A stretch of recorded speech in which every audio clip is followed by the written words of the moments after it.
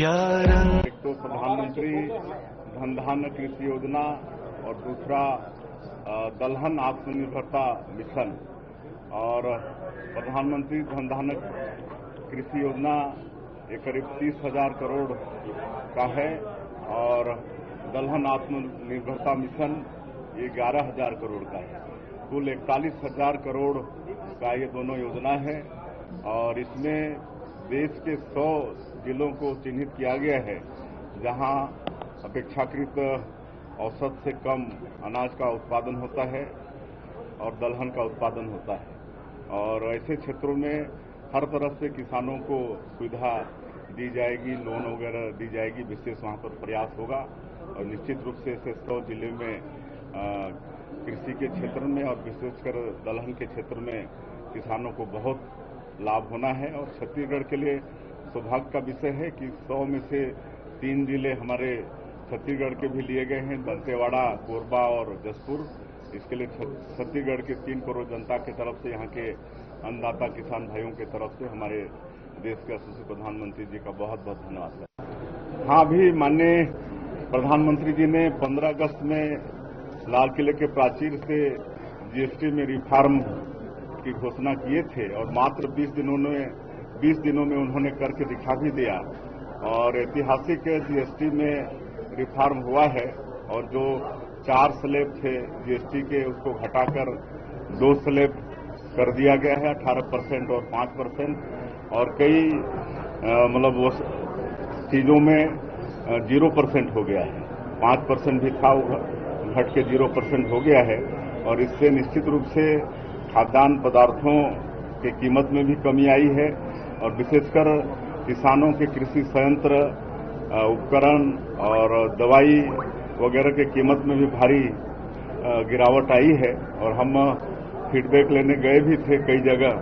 एक दिन हम ट्रैक्टर शोरूम में गए थे तो ट्रैक्टर में अलग अलग कंपनी, अलग अलग एचपी उसका जो पावर होता है तो 40-45 हजार से लेकर 1 लाख तक कमी आई है कीमत में। हार्वेस्टर में 2-2 लाख तक कीमत में कमी आई है।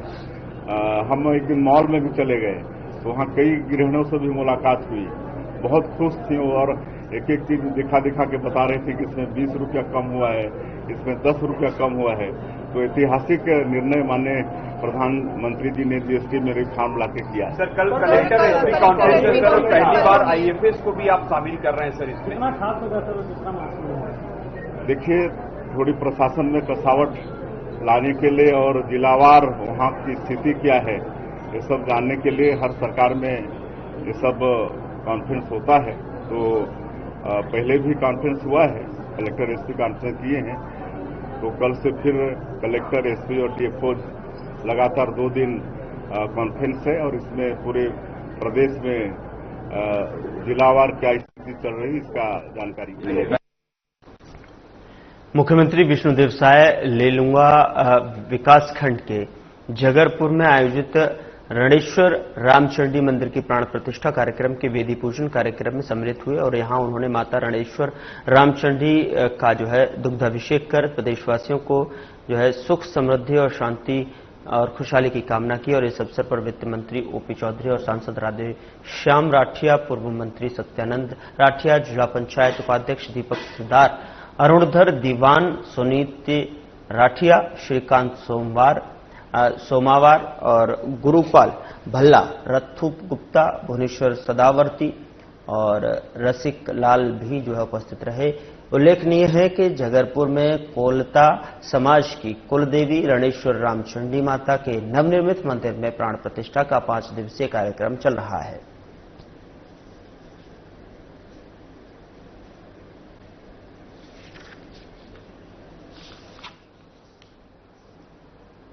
विकासखंड लेलुंगा के ग्राम जगरपुर में कोलता समाज द्वारा आयोजित रणेश्वर रामचंडी मंदिर प्राण प्रतिष्ठा महोत्सव का आयोजन भव्य धार्मिक उत्साह और श्रद्धा के साथ संपन्न हुआ। इस अवसर पर मुख्यमंत्री विष्णुदेव साय मुख्य अतिथि के रूप में शामिल हुए। उनके साथ वित्त मंत्री ओपी चौधरी, लोकसभा सांसद राधेश्याम राठिया सहित अनेक जनप्रतिनिधि और समाजजन जो है उपस्थित रहे। बता दें कि कार्यक्रम का आयोजन स्वामी आत्मानंद शासकीय हिंदी माध्यमिक उच्चतर माध्यमिक विद्यालय झगरपुर परिसर में किया गया, जहां पर मुख्यमंत्री का समाज के पदाधिकारियों ने पारंपरिक गजमाला पहनाकर और तिलक लगाकर आत्मीय स्वागत किया। मुख्यमंत्री विष्णुदेव साय ने झगरपुर में सामुदायिक भवन के लिए 25 लाख रुपए, विकासखंड मुख्यालय लेलुंगा में कौलता समाज के लिए सामुदायिक भवन के लिए 25 लाख रुपए, कुंजारा तोगलगे मिलूपारा मार्ग के लिए 50 करोड़ रुपए, वार्ड क्रमांक 5 पटेलपारा के बीच नदी में स्टॉप डैम कम कॉजवे निर्माण के लिए 2.5 करोड़ रुपए और लेलुंगा कुजारा से गमेकेला में खारून नदी में पुलिया निर्माण के लिए 10 करोड़ रुपए और वार्ड क्रमांक 11 में शासकीय कन्या हाई स्कूल के नवीन भवन निर्माण की घोषणा की।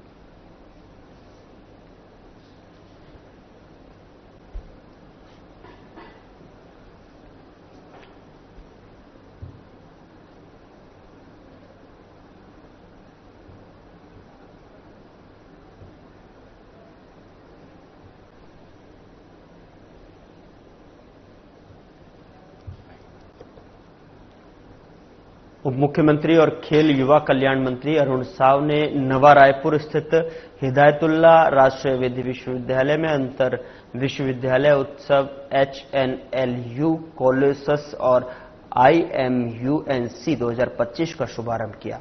इस 3 दिवसीय आयोजन में देश भर के 65 विधि विश्वविद्यालयों के 500 युवा हिस्सेदारी कर रहे हैं।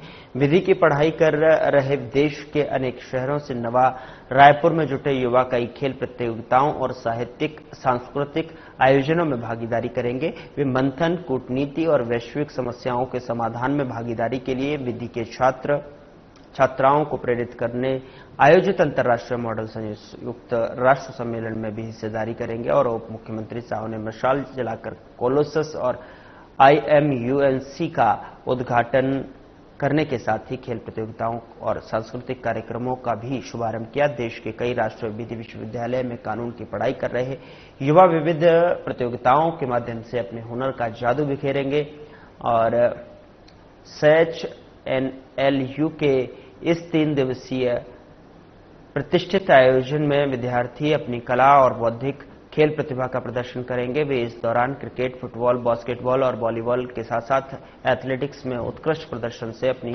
चमक बिखेरेंगे।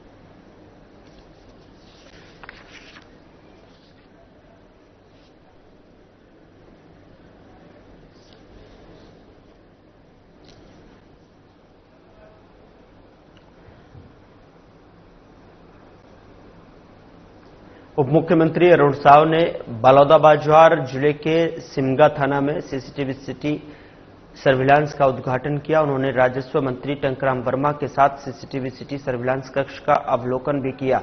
उप मुख्यमंत्री अरुण साव ने कार्यक्रम को संबोधित करते हुए कहा कि मुख्यमंत्री विष्णुदेव साय के नेतृत्व में हमारी सरकार अपराधों पर अंकुश लगाने के लिए नए नए तरीके से काम कर रही है। सिमगा में सीसीटीवी सर्विलांस शुरू होने से अपराधियों की पहचान और उन्हें पकड़ने में यह मील का पत्थर साबित होगा।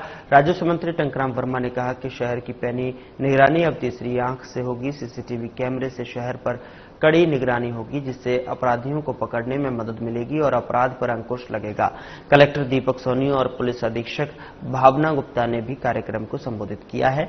सिमगा जनपद पंचायत के अध्यक्ष दौलत रामपाल और जनपद पंचायत सदस्य चंद्रप्रकाश टोंड्रे सहित अनेक जनप्रतिनिधि और गणमान्य नागरिक भी कार्यक्रम में उपस्थित थे।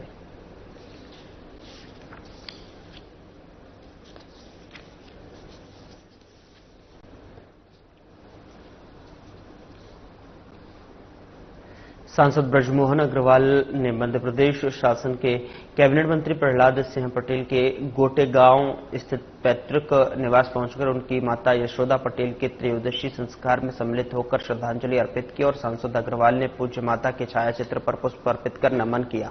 शोकाकुल परिवारजनों से भेंट कर उन्हें सांत्वना प्रदान की। इस अवसर पर उन्होंने कहा कि माता यशोदा पटेल का स्नेहपूर्ण व्यक्तित्व जीवन में सादगी, संस्कार और सेवा भाव का अनुपम उदाहरण रहा है। ईश्वर से प्रार्थना है कि दिवंगत आत्मा को अपने चरणों में स्थान दे और परिवार को इस दुख की घड़ी में धैर्य और शक्ति प्रदान करे।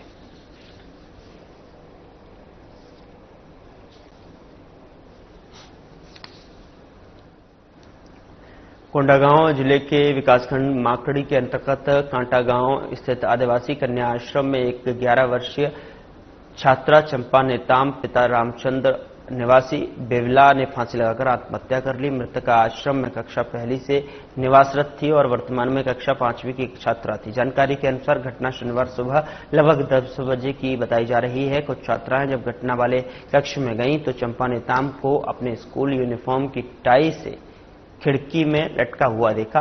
बालिकाओं ने या अधीक्षिका को सूचना दी और कैंची से टाई काटकर चंपा को नीचे उतारा। इसके बाद शिक्षकों को जानकारी दी गई। तत्काल बच्ची को माकड़ी सामुदायिक स्वास्थ्य केंद्र ले जाया गया, जहां पर चिकित्सकों ने उसे मृत घोषित कर दिया।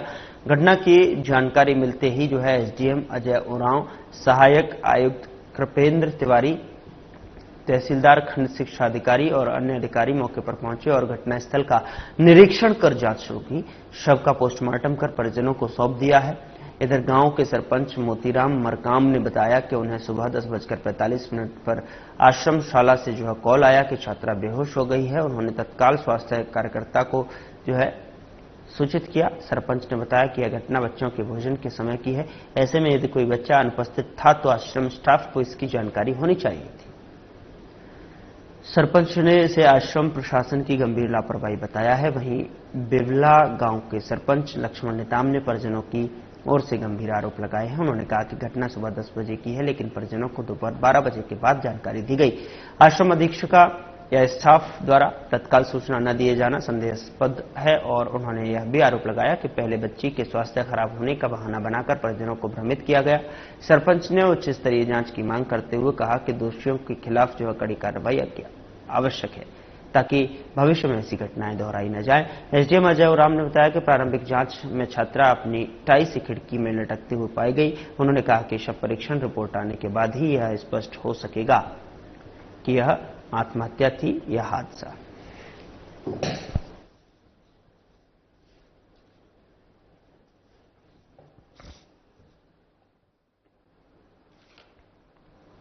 कोंडागांव छत्तीसगढ़ शासन के जनसंपर्क विभाग और बस्तर संभाग के जिला प्रशासन के संयुक्त पहल से बस्तर राइजिंग की शुरुआत की गई है। यह कारवां केवल एक सांस्कृतिक यात्रा नहीं बल्कि बस्तर की आत्मा, उसकी कला, परंपरा, संस्कृति और लोक जीवन की जीवंत गाथा को विश्व पटल पर प्रस्तुत करने का प्रयास है। बस्तर राइजिंग का यह कारवां प्लेस ऑफ पॉसिबिलिटी के संस्थापक प्रतुल जैन के नेतृत्व में बस्तर संभाग के सभी जिलों की सकारात्मक कहानियां को एक नए दृष्टिकोण से सामने लाने का काम कर रही है। इस यात्रा का प्रमुख उद्देश्य बस्तर की कला, शिल्प और प्रतिभा को समझना और उन्हें एक व्यापक मंच प्रदान करना है। कारवां के सदस्य स्थानीय कलाकारों, कारीगरों और समुदायों से जुड़कर उनके अनुभवों, संघर्षों और रचनात्मक संसार को करीब से जान रहे हैं। इस पहल का विजन है कि बस्तर की धरोहर को केवल परंपरा तक सीमित न रखकर उसे आधुनिक समय की रचनात्मक ऊर्जा और आर्थिक अवसरों से जोड़ा जाए। बता दें कि कोंडागांव प्रवास के दौरान बस्तर राइजिंग टीम ने जिले की शिल्प परंपरा को गहराई से समझा। टीम ने टेराकोटा कलाकार अशोक चक्रधारी से मुलाकात की, जो मिट्टी से जीवन का जादू रचते हैं।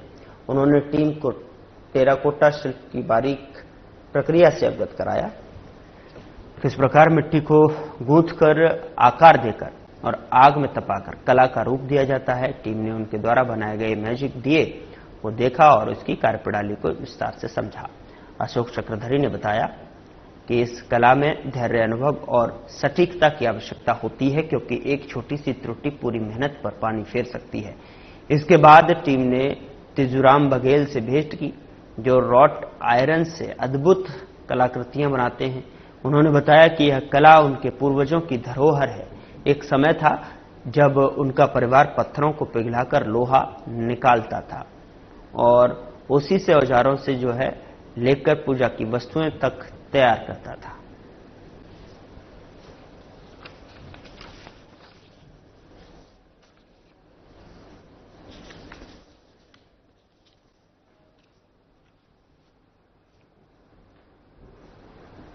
धमतरी जिले के कुरूद जनपद अंतर्गत आने वाले ग्राम पंचायत का सभी महिला कमांडो को प्रशिक्षण दिया गया, जिसमें सैकड़ों महिला कमांडो शामिल हुई। इस प्रशिक्षण का उद्देश्य ग्राम पंचायत स्तर पर गठित नशा मुक्त महिला कमांडो दलों को आत्मरक्षा, नेतृत्व विकास, कानूनी जागरूकता और आत्मनिर्भरता के लिए सशक्त एवं प्रशिक्षित करना है, ताकि वे समाज में सकारात्मक परिवर्तन की संवाहक बन सकें। कार्यक्रम में कलेक्टर अविनाश मिश्रा शामिल हुए। उन्होंने अपने उद्बोधन में कहा कि सरपंच संघ एवं समाज कल्याण विभाग द्वारा समाज की नशा मुक्त कुरीतियों को समाप्त करने के लिए किया जा रहा प्रयास सराहनीय है। उन्होंने कहा कि नशा जैसी बुराई को मिटाने की शुरुआत घर से ही करनी होगी।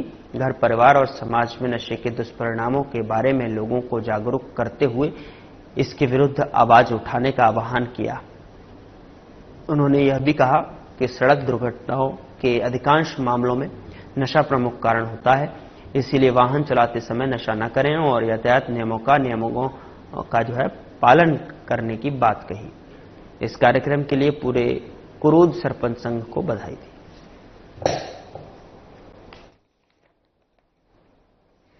महिला कमांडो का प्रशिक्षण किया गया था, जिसमें हमारे जिले के कलेक्टर और पुलिस विभाग से भी सम्मिलित हुए थे। निश्चित तौर पर ये बहुत ही अच्छा कार्यक्रम था, इससे गांव-गांव से जुड़ने में पुलिस को बहुत सहयोग मिलेगी। इसके अलावा पुलिस जब भी कोई कार्रवाई करती है गाँव में, तो हमको अलग अलग चीज़ों के सहयोग के लिए आवश्यकता पड़ती है, इसमें महिला कमांडो बहुत अधिक सहयोगी रहते हैं। ये बहुत अच्छा कार्यक्रम है, इस प्रकार के कार्यक्रम का आयोजन होना चाहिए और इस प्रकार से पुलिस विभाग को अंतिम व्यक्ति तक पहुँचने हम लोगों को मौका मिला।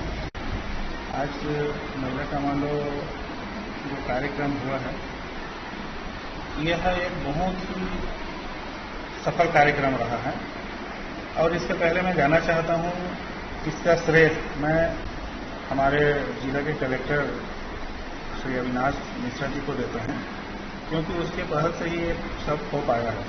और इसके साथ साथ मैं हमारे सरपंच संघ के जितने भी पदाधिकारीगण हैं, सरपंच साथीगण हैं, उसका भरपूर सहयोग रहा, तब जाके कार्यक्रम सफल हुआ। और एक बात और बताता हूँ मैं, हम लोग एक कार्यक्रम प्रशिक्षण के रूप में रखे थे, क्योंकि हम लोग सीमित सरपंचों को बुलाए थे और सीमित महिला कमांडो को ही बुलाए थे, लेकिन इतनी जागरूकता आ जाएगी अचानक, लोग हम 20 बुलाए 40 आए, 40 बुलाए 60 आए, तो इस तरीके से भीड़ हम लोग जो जितने सोचे थे उससे 3 गुना से ज्यादा हो गया। महिला कमांडो का जो प्रशिक्षण है वो हमारे सरपंच संघ कुरूद द्वारा आयोजित है। इसमें हमको सहयोग मिल रहा है, कलेक्टर सर का सहयोग मिल रहा है और समाज कल्याण विभाग से बहुत अच्छा सहयोग मिल रहा है। और जिस तरह से कलेक्टर सर ने अपना समय दिया और सरपंचों ने जो मिलजुल के काम किया है, आज बताते हुए बहुत ही खुशी हो रहा है कि हम लोग अपेक्षा किए थे कि 200-300 महिलाएं आएंगी। हम लोग टारगेट रखे थे 600 का, तो उम्मीद ये था कि 600 में कम से कम 200-300 तो आएंगी, ऐसा हम उम्मीद रखे थे। लेकिन उम्मीद की जो अपेक्षा थी उससे आप सोच सकते हैं 1500 महिलाएं आई हैं। कहा हम 600 में 200 सोच रहे थे, 300 सोच रहे थे, वो लगभग डबल से भी ज़्यादा महिलाएं आए हैं और नशा के खिलाफ बढ़ चढ़कर हिस्सा ले रही है इस अभियान में। तो इस बात की खुशी है और सभी, क्योंकि हम देख रहे हैं कि आज हमारे समाज की दुर्गति हो रही है नशा की वजह से, छोटे बच्चे बिगड़ रहे हैं, छोटे बच्चों में नशा के कारण ही संस्कार छूट रहे हैं और हाथों में चाकू आ रहा है। तो इसका विरोध करने के लिए हमारे सरपंच संघ कुरूद ने ये ठाना था कि हम हमारे क्षेत्र को नशा मुक्त बनाएंगे और इसके बाद हमारा क्षेत्र जब नशा मुक्त हो जाएगा तो हमारा जिला और हमारा राज्य, ऐसा एक सतत अभियान चलेगा हमारे सरपंच संघ के द्वारा। बस्तर में अवैध शराब बिक्री और परिवहन करने वाले तस्करों के विरुद्ध चलाए जा रहे धरपकड़ गिरफ्तारी अभियान के तहत पुलिस अनुविभागीय अधिकारी भानपुरी प्रवीण भारती के पर्यवेक्षण में अवैध शराब बिक्री, परिवहन करने वाले के विरुद्ध कार्रवाई करने और प्रभावी रूप से अंकुश लगाने के लिए निर्देशित किया गया था, जिसके परिपालन में निरीक्षक हर्ष कुमार धुरंधर, थाना प्रभारी भानपुरी के नेतृत्व में टीम गठित कर लगातार पतासाजी की जा रही थी। वहीं मुखबिर से सूचना मिलने पर पुलिस ने 3 गाड़ियां अवैध शराब सहित अन्य वस्तु बरामद कर ली और 7 आरोपियों को गिरफ्तार कर लिया है।